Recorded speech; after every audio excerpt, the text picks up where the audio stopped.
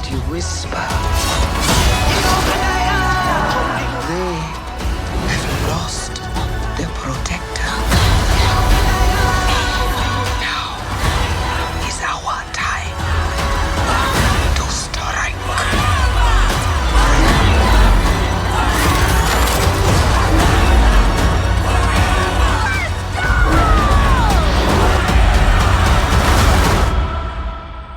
Show them who we are.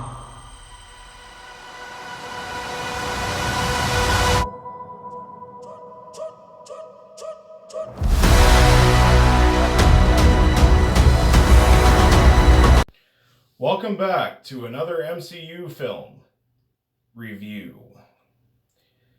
And it's a landmark because this is the final MCU film that I'll be reviewing before the Marvels. I've already reviewed Ant-Man and the Wasp: Quantumania and Guardians of the Galaxy Volume 3, so no more MCU films will be reviewed until the Marvels comes out. So I did it! I reviewed all 4 MCU phases, well, movies, not TV shows, right up to the Marvels. So, gotta give myself a pat on the back there. So basically, the synopsis of the film is the people of Wakanda are mourning the death of King T'Challa. Well, because Chadwick Boseman died and he couldn't reprise his role. So yeah, they made the decision to kill off his character, which I can see where they're coming from there. And yeah, it's just out of respect to Chadwick Boseman, obviously. And so basically, King T'Challa's dead, the people of Wakanda are mourning his death, and as intervening world powers threaten Wakanda, the people of Wakanda must protect their home. Okay, so Ryan Coogler returns to direct, and the film stars Lupita Nyong'o, Angela Bassett, Martin Freeman, Julie Louise-Dreyfus, I think that's her name, whatever, and yeah. Alright, so what do I think of Black Panther? Wakanda Forever. This movie is pretty good. It's not as good as the first movie, but there are some things that this movie does improve on from the first film. The big one is the CGI and the action sequences.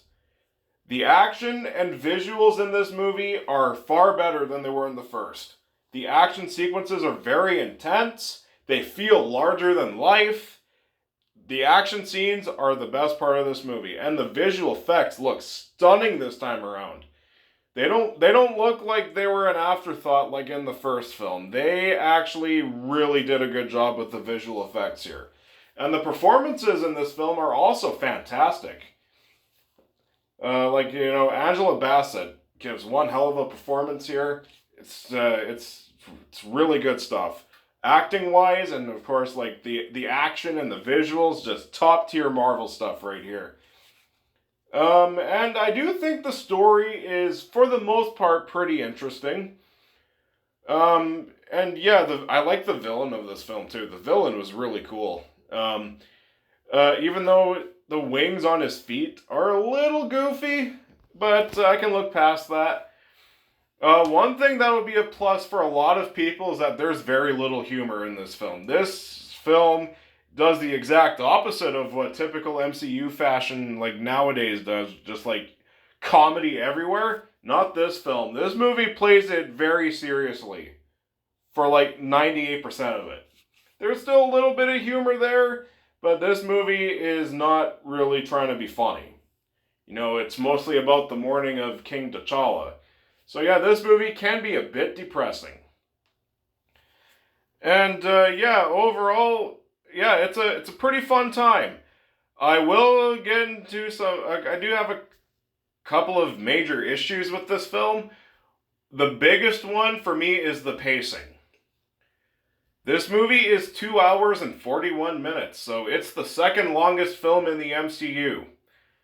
And unlike Avengers Endgame, which was a couple minutes over 3 hours, that movie moved by fucking fast. Like, it was over before you knew it. This movie, you feel the runtime.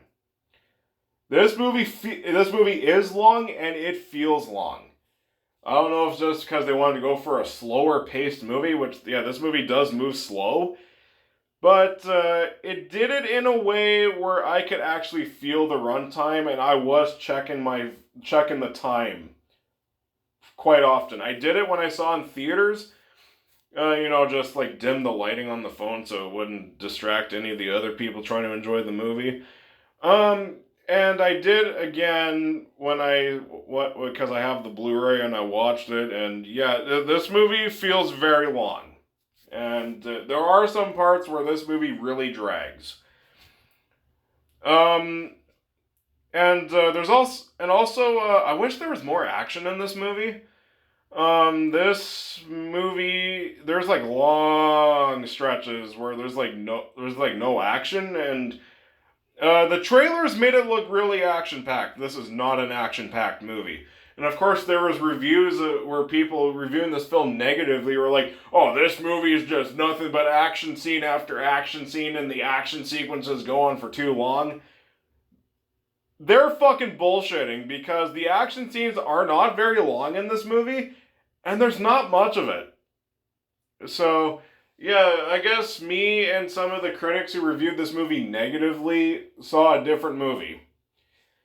But yeah, overall, this movie, it's not, I guess this movie wasn't really about the action. It was more about like the mourning of King T'Challa's character and Chadwick Boseman, which there is an awesome fucking Chadwick Boseman tribute in the Marvel Studios logo, and it's really silent too. There's no music at all through the Marvel Studios logo. I thought that shit was awesome.